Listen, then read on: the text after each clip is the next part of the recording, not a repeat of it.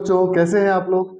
आज हम एक्सरसाइज 1.4 शुरू करने से पहले उसके बारे में कुछ बेसिक जानकारियां जान लेंगे। जैसे हमने चैप्टर 1 के स्टार्ट में इंट्रोडक्शन पढ़ा था पूरे चैप्टर का, वैसे ही इस एक्सरसाइज में कुछ नई चीजें आती हैं जिनका नाम है वेन डायग्राम, सेट का इंटरसेक्शन, यूनियंस ऑफ सेट और डिफरेंस ऑफ सेट। तो पहले इनके बारे में समझ लेते हैं, फिर इनके क्वेश्चंस हम करने की कोशिश करेंगे।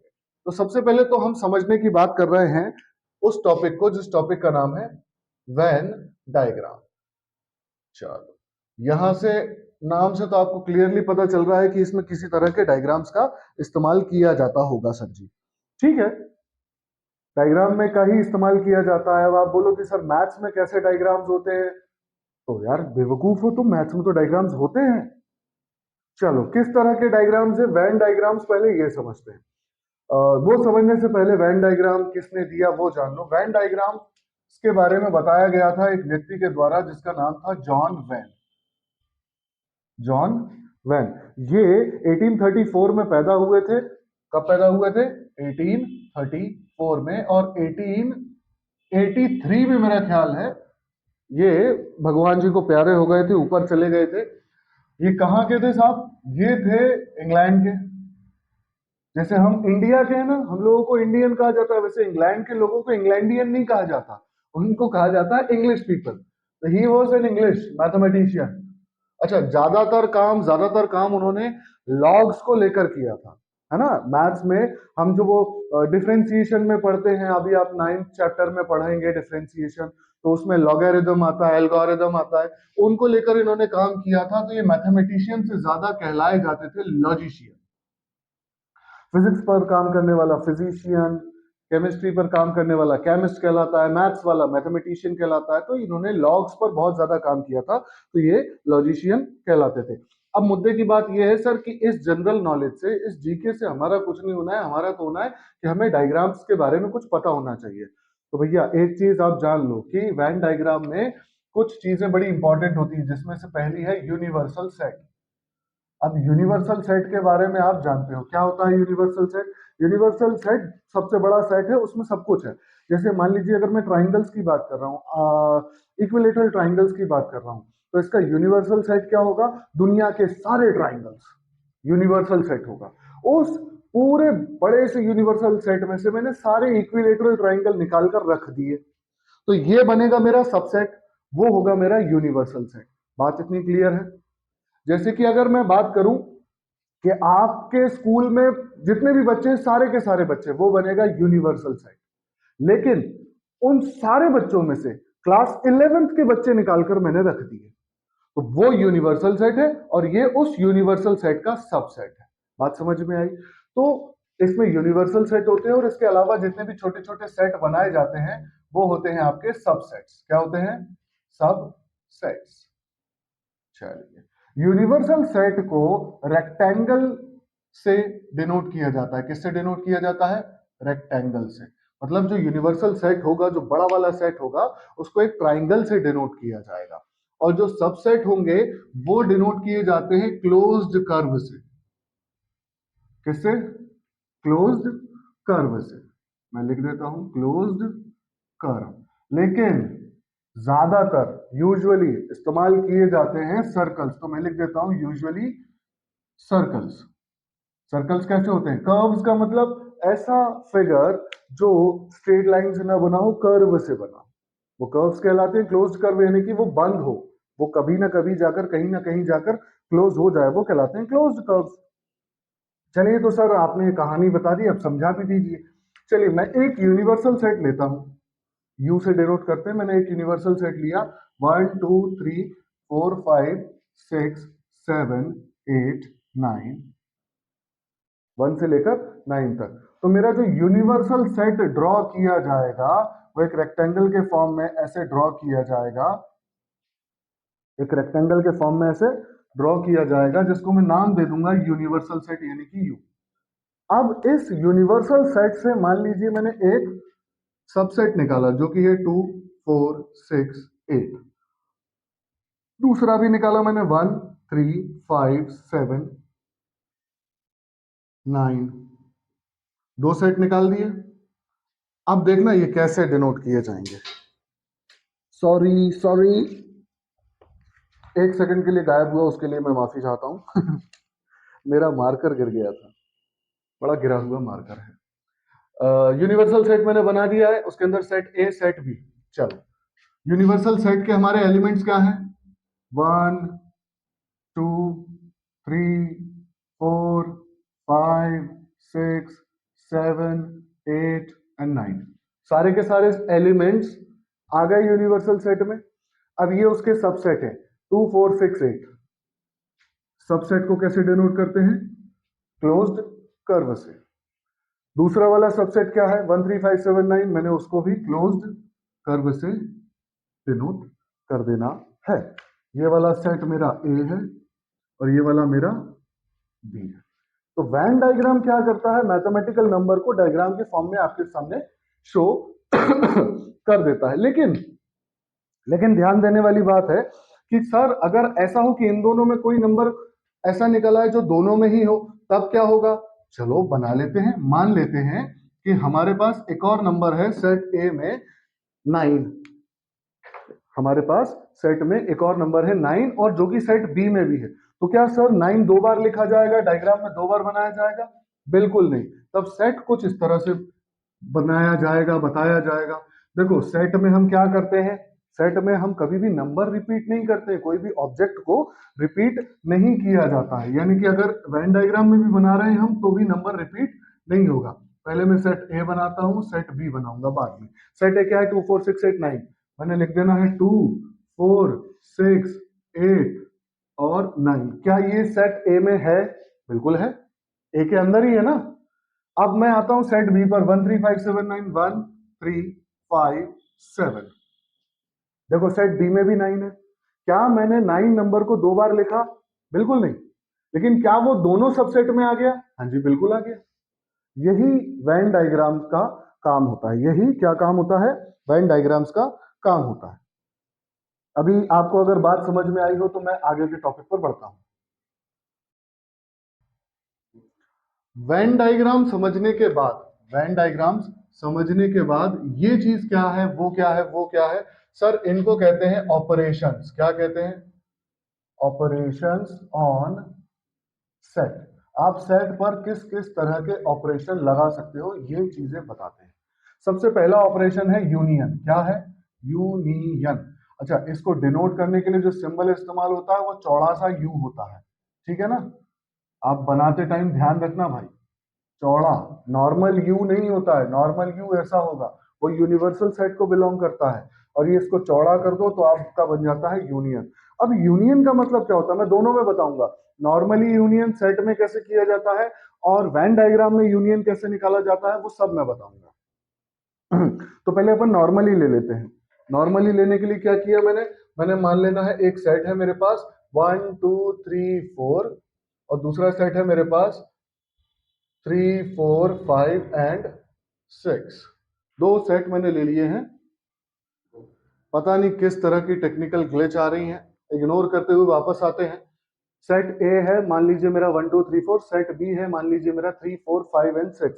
अगर मुझसे बोला जाए कि सर ए यूनियन बी निकालो, तो सबसे सिंपल तरीका कि मैं क्या करूंगा, सेट ए और बी का यूनियन निकालना है। इसका मतलब सेट ए और बी में जितने भी एलिमेंट्स हैं सारे के सारे मैं यहां लिख दूंगा।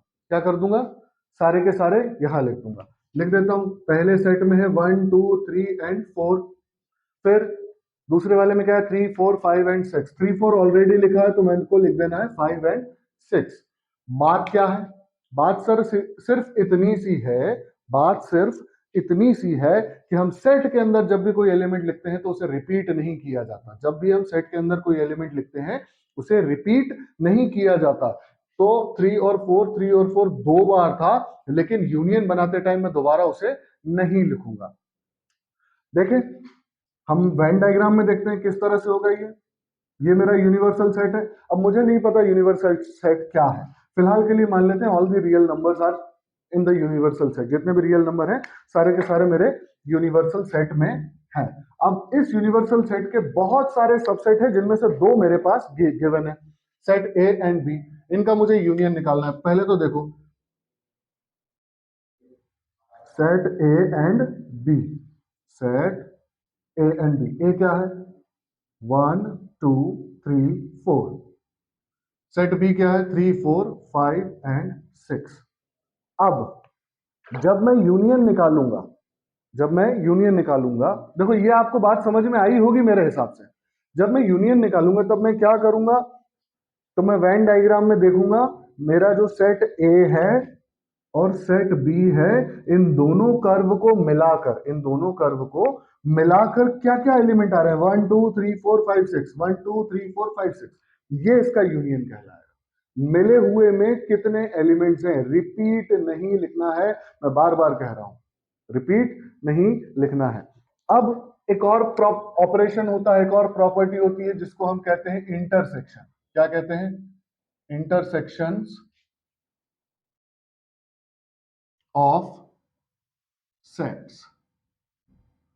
अच्छा, सेट्स बार बार बोलो तो कुछ अलग ही साउंड आता है ना? चलिए, इंटरसेक्शन ऑफ सेट को किस तरह से डिनोट किया जाता है? इसका सिंबल होता है वही यूनियन वाला, लेकिन उल्टा लगा देते हैं। क्या लगा देते हैं? उल्टा। यूनियन का मतलब होता है, मैं यहां हिंदी में लिख देता हूं, मिलाकर लिख देना, मिलाकर लिखना, लेकिन रिपीटेशन नहीं होना चाहिए, तो नो रिपीटेशन। और इंटरसेक्शन में क्या होता है? नीचे लिख देता हूं मैं, भाई दोनों में से जो भी कॉमन है वो निकाल देना। देखो समझाता हूं मैं। इंटरसेक्शन में हम क्या करते हैं? जो भी हमारे पास कहानी है उनमें से हमको कॉमन निकाल देना है। क्या निकाल देना है? कॉमन निकाल देते हैं। जैसे मान लीजिए मेरे पास एक सेट ए है और ए बी ले लिया है मैंने, तो मेरे पास सेट सी है एंड सेट डी है। सेट सी मान लीजिए मेरे पास है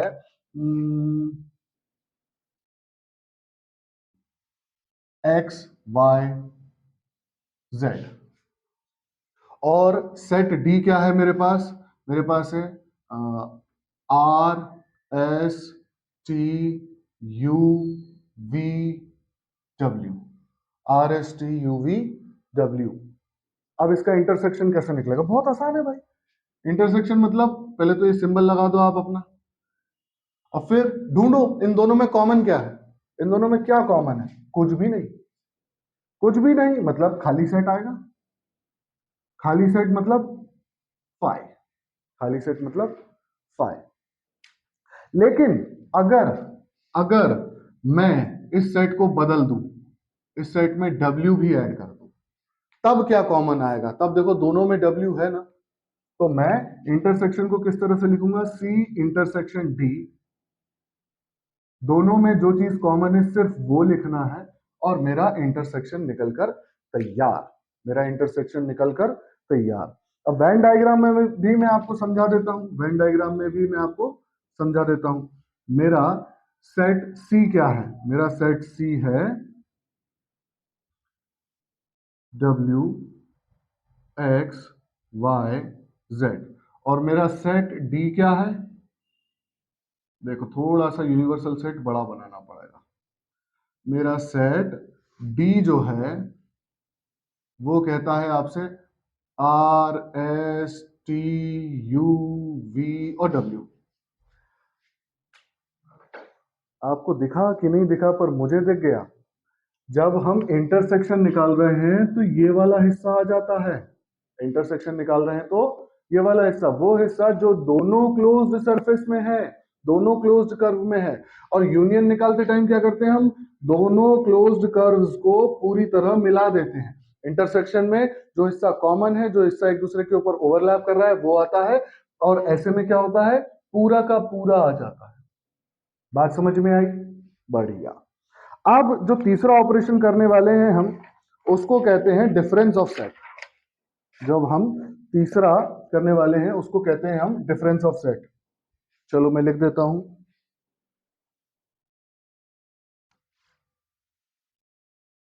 डिफरेंस ऑफ सेट्स। सर हम लोग 11th में आ गए हैं, अब डिफरेंस ऑफ सेट कैसे सिखा रहे हैं? वो तो आता ही है ना डिफरेंस निकालना। a minus b, b minus c, 2 minus 3, 3 minus 2, हमें तो सब आता है। नहीं साहब, सेट का डिफरेंस थोड़ा अलग तरह से होता है। चलो उसको भी समझने के लिए ध्यान देना पड़ेगा। सबसे पहले तो मान लेता हूं कि मेरे पास दो सेट हैं, मैंने ए बी ले लिया है, सी डी ले लिया है, अब मैं ले लेता हूं पी एंड क्यू। देखो जरूरी नहीं है कि आप हर बार सेट के नाम अलग अलग लो, आप सेम नाम भी ले सकते हो, आप सेम नाम भी ले सकते हो, अलग अलग बात है, वो तो समझाने के लिए बोर्ड पर लिख रहा हूं तो आप लोगों को कंफ्यूजन ना हो, इसलिए मैंने ऐसा लिख दिया है। सेट पी ले लेता हूं मैं 1 2 3 4 5 एंड 6, और सेट क्यू में क्या ले लेता हूं 2 4 6 8।